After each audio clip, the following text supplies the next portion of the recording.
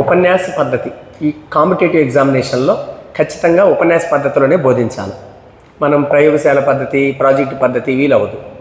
అయితే ఈ పద్ధతిలో ఉండే ఒక నష్టం ఏంది, లోపం ఏంది అంటే మీరు కళ్ళు అట్లే పెట్టి చూస్తున్నారనుకో, రెండుసేపటికి ఏమైపోద్దమ్మా, నిద్ర వస్తుంది మీకు.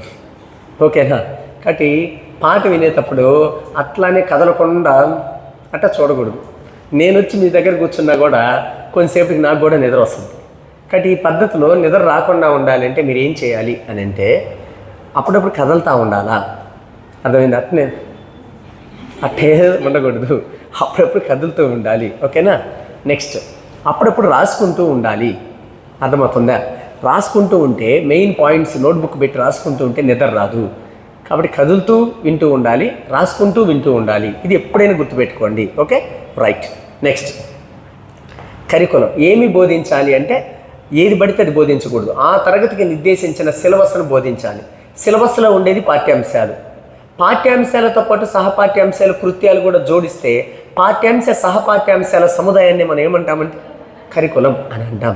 Okay, right. అయితే చూడండి, ఈ కరికులంలో లక్ష్యాలు ఉంటాయి, విలువలు ఉంటాయి, విద్యా ప్రమాణాలు ఉంటాయి.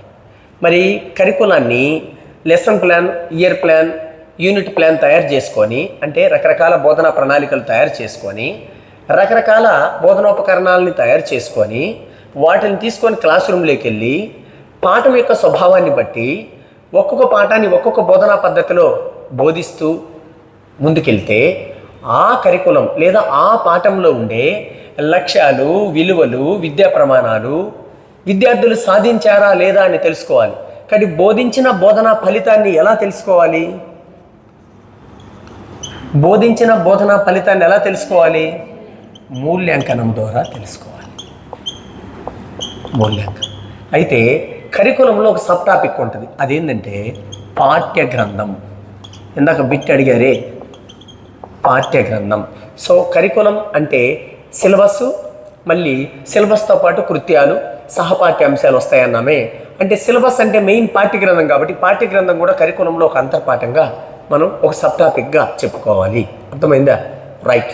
ఎలా? ఆ శాస్త్రం యొక్క స్వభావము పరిధిలోనే శాస్త్రవేత్తల గురించి చెప్పుకోవాలి. లక్ష్యాలు స్పష్టీకరణల్లోనే ఉద్దేశాలు, విలువల గురించి, విద్యా ప్రమాణాల గురించి చెప్పుకోవాలి. నెక్స్ట్ బోధనా పద్ధతులు, తర్వాత బోధనోపకరణాలు, బోధనా ప్రణాళికలు, కరికులం. కరికులంలో ఒక సబ్ టాపిక్ వచ్చి టెక్స్ట్ బుక్, పాఠ్య గ్రంథం, మూల్యాంకనం. ఇవి ప్రధానమైనటువంటి పాఠ్యాంశాలు. Okay, right. ఇంకా చిన్న చిన్న పాఠాలు ఉంటాయి. అవి ఏంటి అంటే వనరులు, సహజ వనరులు, భౌతిక వనరులు, ఇలాంటి వనరులు అనే ఒక సబ్ టాపిక్ ఉంటుంది. అలానే గ్రంథాలయము, క్లబ్బు, ప్రయోగశాలలు అనేటటువంటి సబ్ టాపిక్ ఉంటుంది. కాబట్టి సో 7 అయిపోయినాయి కదా. 8వది వనరులు. నెక్స్ట్ 9వది మనం పాఠాన్ని పిల్లలకు బోధించే క్రమంలో ఉపయోగించే ఉపన్యాస పద్ధతి, ఉపన్యాస ప్రదర్శన పద్ధతి, ఆగమన పద్ధతి, నిగమన పద్ధతి లేదా ప్రాజెక్టు పద్ధతి. ఈ పద్ధతులన్నింటినీ నియత బోధనా పద్ధతులు అని అంటారు. ఏమంట? నియత బోధనా పద్ధతులు అంటే ఫార్మల్ టీచింగ్ మెథడ్స్ అని అంటారు. అయితే పిల్లలకు తెలియకుండానే జ్ఞానాన్ని అందించే కొన్ని వనరులు ఉంటాయి. వాటిని నాన్ ఫార్మల్ మెథడ్స్ అని అంటారు. అనియత బోధనా పద్ధతులు అని అంటారు. ఆ అనియత బోధనా పద్ధతుల్లో ముఖ్యమైనవి ఏంటి అంటే క్లబ్బు, గ్రంథాలయం, ఓకేనా, ప్రయోగశాలలు, ఓకేనా, రైట్. నెక్స్ట్ ప్రదర్శనలు, మ్యూజియం. క్లబ్బు, గ్రంథాలయం, ప్రయోగశాలలు, ప్రదర్శనలు, మ్యూజియం ఇలాంటివి పిల్లలకు తెలియకుండానే విజ్ఞానాన్ని ఆడుతూ పాడుతూ నేర్చుకోవడానికి తోడ్పడేటటువంటి వనరులు. కాబట్టి వీటి గురించి కూడా తెలుసుకోవాలి.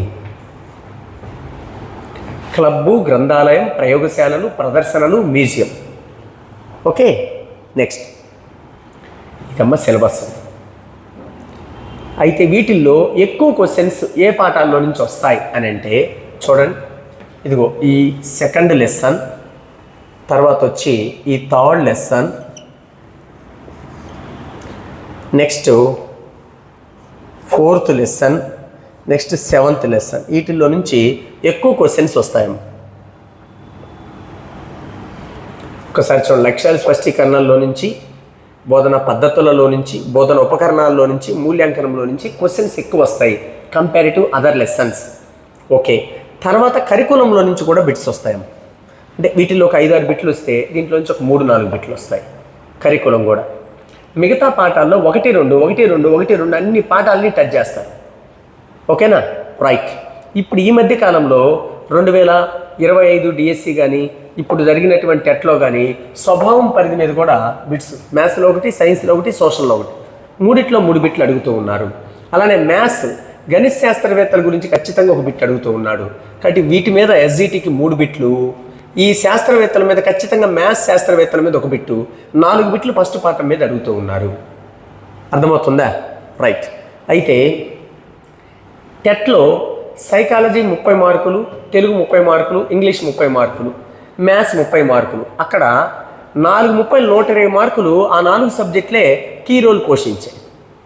ఓకేనా? అందుకే మనం మొన్న టెట్లో ఆ 45 డేస్ టైంలో పిల్లలు మన దగ్గరికి వస్తే ఇంకా 35 డేస్ 37 డేసే ఉన్నది. ఆ 35-37 డేస్లో సైకాలజీ, తెలుగు, ఇంగ్లీష్, మ్యాథ్స్కి ఎక్కువ ప్రాధాన్యత ఇవ్వడం జరిగింది. ఓకే, ఆ తర్వాత మెథడాలజీకి ప్రాధాన్యత ఇవ్వడం జరిగింది.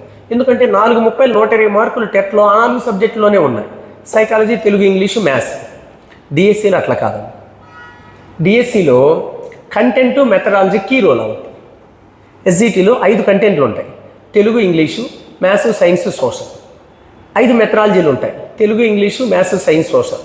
కాబట్టి 5 కంటెంట్లు 5 మెథడాలజీలు కూడా ఇంపార్టెంటే. ఈ 5 కంటెంట్లు 5 మెథడాలజీల మీదనే మనకి 60 మార్కులకి డిఎస్సిలో రావడం జరుగుతుంది. 20 మార్కులకు మాత్రమే psychology, GK, current affairs, పర్స్పెక్ట్ education మీద బిట్లు రావడం జరుగుతుంది. కాబట్టి ఒక ఎస్జిటిలో జాబ్ తెచ్చుకోవాలి అని అంటే with comparative school assistant heavy competition ఉంటుంది. లాస్ట్ డిఎస్సిలో చాలా జిల్లాలలో 80 మార్కులు వచ్చినా సరే ఎస్జిటి పిల్లలకు ఉద్యోగం రాలేదు. అదే స్కూల్ అసిస్టెంట్లో 60-70 మధ్యలో వచ్చిన వాళ్ళు కూడా చాలామందికి వచ్చినాయి కొన్ని సబ్జెక్టులలో. అన్ని సబ్జెక్టులు అని చెప్పను, కొన్ని సబ్జెక్టులు. తెలుగు పండిట్ 60 పైన వచ్చిన విద్యార్థులకు కూడా టీజీటీఓ లేకపోతే ఏదో ఒకటి పోస్ట్ వచ్చేసింది తెలుగులో. ఓకే, అంటే 70 చిల్లర వచ్చిన స్కూల్ అసిస్టెంట్కి జాబులు వచ్చినాయి, 80 చిల్లర వచ్చిన 80 పైచిలకు మార్కులు వచ్చిన ఎస్జిటికి ఉద్యోగాలు రాలేదు. అంటే చదివే పిల్లలు సంఖ్య ఎస్జిటీలు ఎక్కువ మంది ఉంటారు. తర్వాత ఇంకొకటి ఏంటంటే ఒక్కొక్క స్టూడెంట్కి 1-2 సబ్జెక్టుల మీద ఎక్కువ పట్టు, ఎక్కువ ఆసక్తి ఉంటుంది. కానీ ఎస్జిటిలో జాబ్ తెచ్చుకోవాలంటే అన్ని సబ్జెక్టుల మీద ఆసక్తిని పెంచుకోవాలి, అన్ని సబ్జెక్టుల మీద మీరు పట్టును పెంచుకోవాలి. అర్థమవుతుందా? ఇది మెథడాలజీకి సంబంధించిన సిలబస్. ఇది ట్రై మెథడ్లో ఇదే సిలబస్ ఉంటుంది, ఏ స్కూల్ అసిస్టెంట్కైనా ఇదే సిలబస్ ఉంటుంది. స్కూల్ అసిస్టెంట్ వాళ్ళు ఒకసారి చేయలేతాను. మీరు ఏ సబ్జెక్ట్ అమ్మా? సోషల్. సోషల్ సోషల్ సోషల్ మీరు ఎస్జిటి కదమ్మా, 2 ఉన్నాయి. సో మీరు తొందరపడి రిజిస్ట్రేషన్ తీసుకోకుండా పోస్టులను బట్టి నిర్ణయం తీసుకోండి. ఎస్జిటికి ఆల్రెడీ చాలా చదివి ఉన్నా, మీరు 1-2 సార్లు చదివి. ఓకే, ఆ ఉండే పోస్టుల సంఖ్యను బట్టి నిర్ణయం తీసుకో నువ్వు. Okay, right. సెడ్ మీరేందమ్మా? SA maths. Okay, right. సరే, ఏ సబ్జెక్ట్ అయినా సరే సిలబస్ ఇది ఉంటుంది మెథడాలజీలో. ప్రిపేర్ చేయొచ్చమ్మా. ఓకే, నోట్ చేసుకున్నారా సిలబస్ని? రైట్. ఇప్పుడు ఒక టాపిక్ తీసుకుందాం. సో మనం రొటేషన్ పద్ధతిలో, అంటే రొటేషన్ పద్ధతి అంటే ముందు బ్యాచ్లో ఫస్ట్ ఏం చెప్పాము అవి మళ్ళీ స్టార్ట్ చేయడం జరుగుతుంది. Okay, right. మొత్తం మీద ఒక బ్యాచ్ కంప్లీట్ అయిపోయే లోపల మెథడాలజీ మొత్తం సిలబస్ అయిపోయి ఉంటుంది. ఓకే, అంటే సే ఫర్ ఎగ్జాంపుల్ ఇప్పుడు ఫస్ట్ బ్యాచ్ ఈరోజు ఫస్ట్ టాపిక్ స్టార్ట్ చేసాం. 5 రోజుల తర్వాత ఒక పిల్లోడు వచ్చి చేరాడు, వాడికి ఈ టాపిక్ మిస్ అయి ఉంటుందా, మిస్ అవ్వదా? అప్పుడు సెకండ్ బ్యాచ్లో ఇదే ఆర్డర్లో మళ్ళీ స్టార్ట్ చేస్తాం. అప్పుడు ఈ బ్యాచ్లో లేటుగా చేరినోడు ఆ బ్యాచ్లో మళ్ళీ వచ్చి విని కవర్ చేసుకోవాలి. దీన్నే రొటేషన్ మెథడ్ అని అంట. ఓకే, అంటే మనకేంటంటే బ్యాచ్ స్టార్ట్ అంటే ఆ రోజే 50 మంది 100 మంది చేరడం లేదు కాబట్టి రోజు 4-5 రోజు 5-6 మంది పిల్లలు చేరుతూ ఉంటారు. కాబట్టి ఏ సబ్జెక్ట్ అయినా సరే నెక్స్ట్ మళ్ళీ సెకండ్ బ్యాచ్లో ఇప్పుడు ఏ ఆర్డర్లో మనం స్టార్ట్ చేసామో అదే ఆర్డర్లో స్టార్ట్ చేస్తే, సో దీంట్లో స్టార్టింగ్లో మిస్ అయినటువంటి 1 or 2 టాపిక్స్ని దాంట్లో కవర్ చేసుకోవడానికి అవకాశం ఉంటుంది ఆ స్టూడెంట్కి. Okay, right. అందులో భాగంగా మనం గతంలో టీచింగ్ మెథడ్స్తో మనం స్టార్ట్ చేసాం.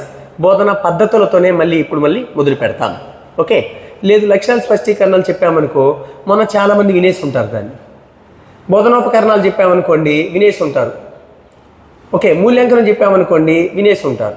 సో దానికంటే ముందు చెప్పిన పాఠం బోధనా పద్ధతులు కాబట్టి ఆ పాఠంతోనే స్టార్ట్ చేస్తాం. అయితే ఏ పాఠం ముందు స్టార్ట్ చేసుకున్నా వచ్చిన నష్టం ఏం లేదు.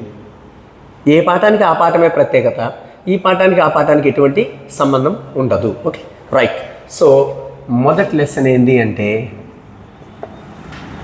బోధన పద్ధతులు, టీచింగ్ మెథడ్స్, ఇది పాఠం పేరు. సో నంబర్ ఆఫ్ క్వశ్చన్స్ దీని మీద ఎగ్జామ్లో మనకి అడుగుతూ ఉంటారు. అది ఎస్ఏ అయినా ఎస్జిటి అయినా ఎక్కువ ప్రశ్నలు వచ్చేటటువంటి one of the important topic. Okay, right. ఒకసారి చూడండి, నేరుగా మనం బోధనా పద్ధతుల్లోకి వెళ్ళకుండా దానికి ముందు కొంత ఇంట్రడక్షన్ తెలుసుకోవాలి. ఓకే, అది ఏంది అంటే ఉపగమం అంటే ఏంది, ఉపగమము అప్రోచ్ అని అంటాం. ఓకే, నెక్స్ట్ ఇంకోటి ఏంది అంటే దీంట్లో బోధనా పద్ధతి అంటే ఏంది. ఈ బోధనా పద్ధతిలో కూడా బోధన అంటే ఏంది, పద్ధతి అంటే ఏంది తెలుసుకోవాలి. నెక్స్ట్ బోధన వ్యూహం అంటే ఏంది, వ్యూహం అంటే ఏంది, ఈ పదాల గురించి మీరు తెలుసుకోవాలి. ఓకే, నెక్స్ట్ బోధనలో ముఖ్యమైన అంశాలు ఏంది, బోధనా పద్ధతిని నిర్ణయించేటప్పుడు ఏ విషయాలను పరిగణలోకి తీసుకొని బోధనా పద్ధతిని నిర్ణయించాలి, ఈ బేసిక్ పాయింట్ మీద మనకి ఎగ్జామ్లో ఒక ప్రశ్న అడుగుతూ ఉన్నాడు. ఓకే, ఫస్ట్ ఆఫ్ ఆల్ చూడండి జాగ్రత్తగా. ఉపగమము అంటే ఆలోచన రీతి లేదా క్రియారూపం అని అర్థం. ఏంటి ఉపగమం అంటే ఏంది, ఆలోచన రీతి లేకపోతే క్రియారూపం. సో చూడండి ఒకసారి, తరగతి గదిలోకి ఉపాధ్యాయుడు రావడానికి ముందు నేను ఈ పాఠాన్ని ఎలా పిల్లవాడికి బోధించాలి అని తను ఆలోచించే ఆలోచన రీతి, ఈ పాఠాన్ని నేను ఏ విధంగా పిల్లవాడికి బోధించాలి అని అతను వేసుకునే ఒక క్రియారూపాన్ని ఏమంటాం మనం, ఉపగమం అని అంటాం. అర్థమవుతుందా? కాబట్టి ఉపాధ్యాయుడు చేసే ఆలోచన రీతి క్రియారూపాన్నే మనం ఏమంటాం, ఉపగమం అని అంటాం. ఉపగమానికి ఎగ్జాంపుల్ ఏంది అంటే, ఉపగమానికి ఎగ్జాంపుల్ ఏంది అని అంటే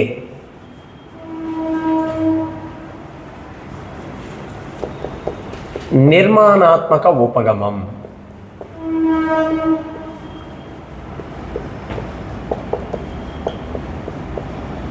నిర్మాణాత్మక ఉపగమం. Okay, right. చూడండి, ఉపాధ్యాయుడు చేసే ఆలోచన రీతి లేదా క్రియారూపాన్ని ఏమంటారు, ఉపగమం. ఉపగమానికి ఉదాహరణ ఏంది, నిర్మాణాత్మక ఉపగమం. Okay, right. నెక్స్ట్, మరి నిర్మాణాత్మక ఉపగమం ఎందుకు ఆలోచన రీతి అవుతుంది, క్రియారూపం అవుతుంది? నిర్మాణాత్మక ఉపగమం అనేది వే ఆఫ్ థింకింగ్ ఎందుకు అవుతుంది, ఏ ఆఫ్ యాక్టివిటీ ఎందుకు అవుతుంది అంటే ఒకసారి చూడండి. నిర్మాణాత్మక ఉపగమం ఏం చెప్తుందంటే పిల్లవాడు సొంతంగా నేర్చుకోవాలి అని చెప్తుంది. దేని ఆధారంగా నేర్చుకోవాలి అని చెప్తుంది అంటే వాడికి ఉన్న పూర్వజ్ఞానం ఆధారంగా, విద్యార్థికి ఉన్న పూర్వజ్ఞానం ఆధారంగా, విద్యార్థికి కల్పించేటటువంటి అనుభవాల ఆధారంగా విద్యార్థే సొంతంగా నేర్చుకోవాలి అని చెప్పే ఉపగమాన్ని ఏమంటాం, నిర్మాణాత్మక ఉపగమం అని అంటాం. సో ఒక విద్యార్థి తనకున్నటువంటి పూర్వజ్ఞానం ఆధారంగా ప్లస్ ఆ విద్యార్థికి కల్పించేటటువంటి అనుభవాల ఆధారంగా విద్యార్థి సొంతంగా నేర్చుకోవాలి. ఎలా నేర్చుకోవాలమ్మా, సొంతంగా నేర్చుకోవాలి. ఇలా విద్యార్థి నేర్చుకోవడంలో ఉపాధ్యాయుని పాత్ర ఏంది అంటే ఒక సౌకర్యకర్త. టీచర్ యాజ్ ఏ ఫెసిలిటేటర్, పిల్లవాడికి కావలసినటువంటి అనుభవాలను అందించేటటువంటి సౌకర్యకర్త ఉపాధ్యాయుడు. మరి ఆ అనుభవాలను విద్యార్థి వినియోగించుకొని తనకున్న పూర్వజ్ఞానం ఆధారంగా విద్యార్థి సొంతంగా ఆలోచించి నేర్చుకోవాలి అని చెప్పేటటువంటి ఉపగమాన్ని ఏమంటాం మనం, నిర్మాణాత్మక ఉపగమం. అంటే ఉపాధ్యాయుడు పాఠం చెప్పడానికి తరగతి గదిలోకి ప్రవేశించడానికి ముందే సో ఈ పాఠం పిల్లవాడే సొంతంగా నేర్చుకునే విధంగా ఎలా చేయాలి అని ఆలోచిస్తే అలాంటి ఆలోచన రీతిని, అలాంటి క్రియారూపాన్ని ఏమంటామా, ఉపగమం. ఏమంటామా, ఉపగమం అని అంటాం. అంటే ఏదో ఒక దానిని ఆదరించడాన్ని నిర్వహించడాన్ని ఉపగమం అని అంటాం. అర్థమైందా? ఏదో ఒక దానిని ఉపాధ్యాయుడు ఆదరించడాన్ని నిర్వహించడాన్ని ఉపగమం అని అంటాం. ఆ ఏదో ఒక దానిని అంటే ఏంటంటే పిల్లవాడు సొంతంగా నేర్చుకోవాలా, లేకపోతే విద్యార్థి ఇంకే విధంగా నేర్చుకోవాలి అని ఏదో ఒక దానిని ఆదరించడాన్ని నిర్వహించడాన్ని ఉపగమం అని అంటాం. సో ఉపగమం అంటే ఇంకొక మాట ఏంది, ఇంకొక నిర్వచనం ఏంది అంటే ఉపాధ్యాయుడు చేసే ఆలోచన రీతి లేదా క్రియ రూపాన్ని ఏమంటాం మనం? ఉపగమం అని అంటాం.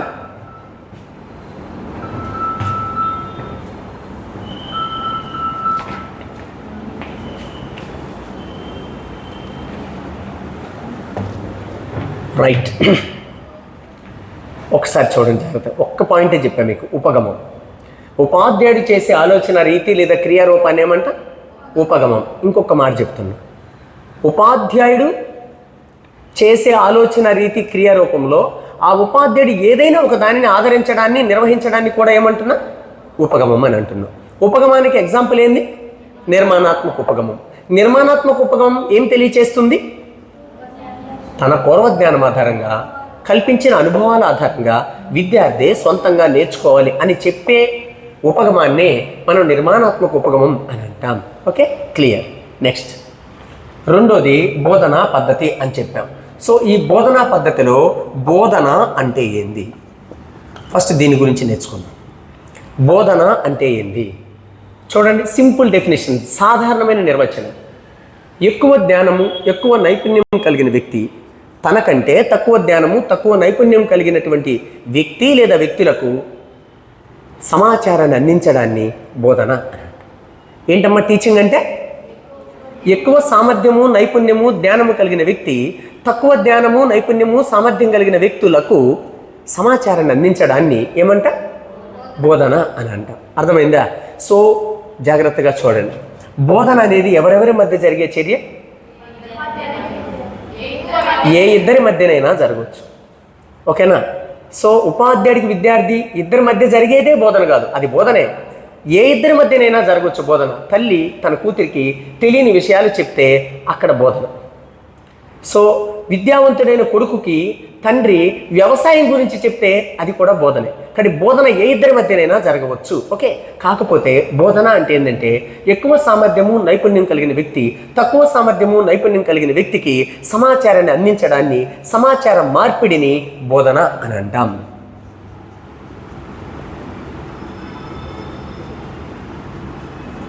అర్థమవుతుందా?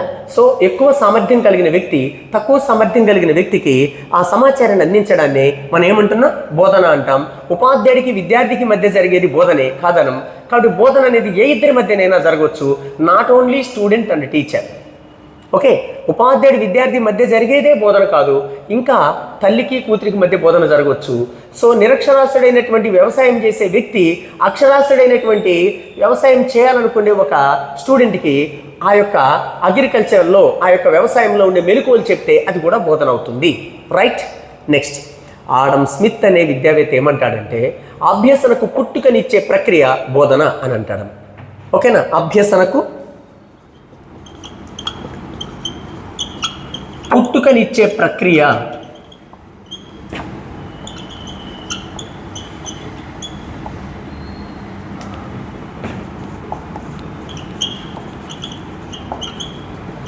బోధన. ఎవరా మీ మాట చెప్పింది? Adam Smith.